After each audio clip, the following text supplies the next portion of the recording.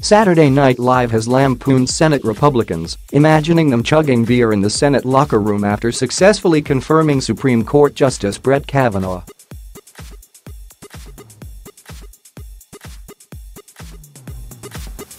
The new SNL episode on Saturday aired just hours after the Senate voted 50-48 nearly along party lines to confirm Kavanaugh, who was then sworn into the Supreme Court.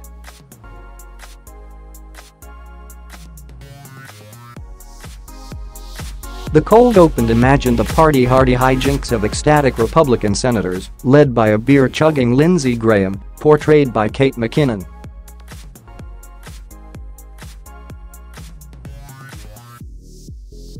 "How amazing is this?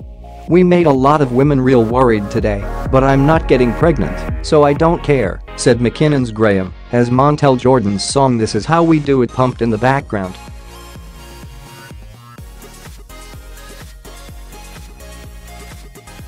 Ralph, or vomit, and boof were both terms that appeared in Kavanaugh's yearbook in real life.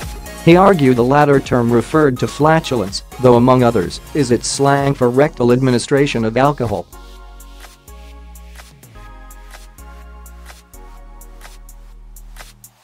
In the sketch, Bennett's Mitch McConnell said, "Everyone's pumped from white men over 60 to white men over 70. It's up there with Vietnam, for sure."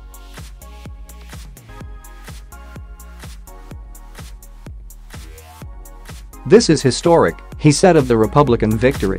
Cecily Strong also appeared as Maine Senator Susan Collins, the Republican who dramatically announced that she would cast the deciding vote in favor of Kavanaugh on the Senate floor on Friday.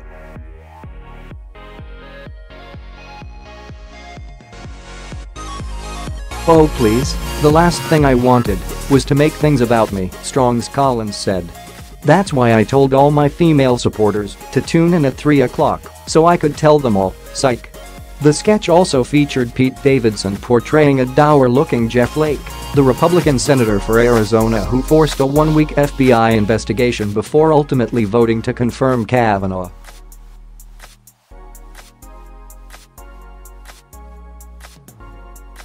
"Hey, yeah, obviously I was really sad about the whole process, as you could tell from my resting BH face, and really considered all the testimony."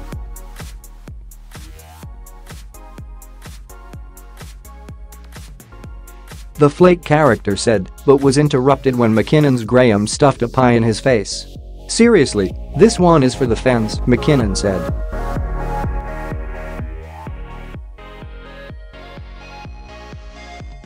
"They've been there for us all week, cheering, screaming outside of our offices.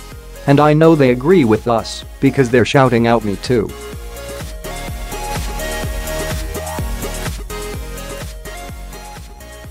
Turning the tables, the sketch cuts to a subdued Senate Minority Leader Chuck Schumer, as played by Alex Moffat, on the Democrat side.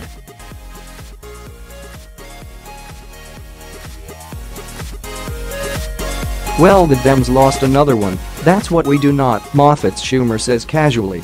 An actor portraying Democrat Senator Joe Manchin, who broke party ranks to vote for Kavanaugh, then walks past and punches Moffat's Schumer in the groin.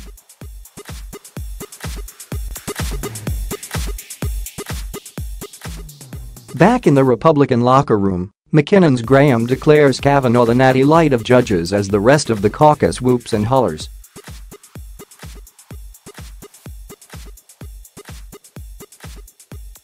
The characters crack open beers and dance to Robin Thicke's Blurred Lines. "Let's keep this horny male energy going to the midterms," the Graham character declares.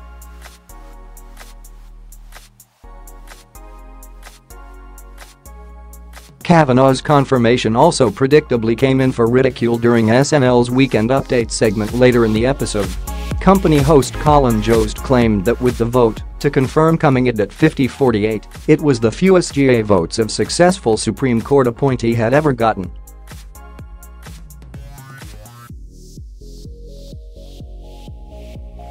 In fact, many justices have been confirmed with far fewer votes, as the Senate was once much smaller when there were fewer states.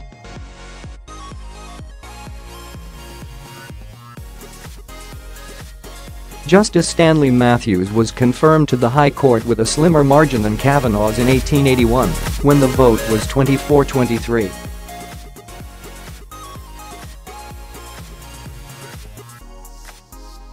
Jost arrived at his punchline. Keep in mind that it's also the most yeses Kavanaugh has ever heard. He basically lied under oath at a job interview to become a judge.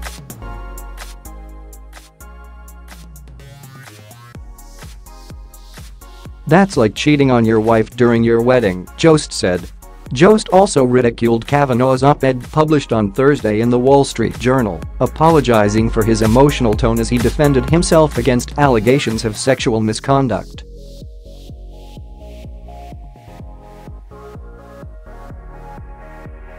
Jost said the op-ed was something AA calls Step 9. The Weekend Update co-host also chided Democrat Senator Cory Booker, who called Kavanaugh evil when his nomination was first announced.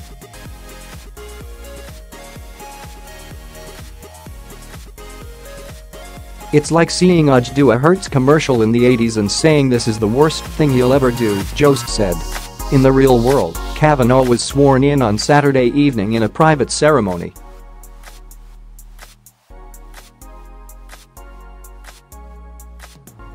Chief Justice John Roberts administered the constitutional oath. Kavanaugh will take the bench when court resumes on Tuesday.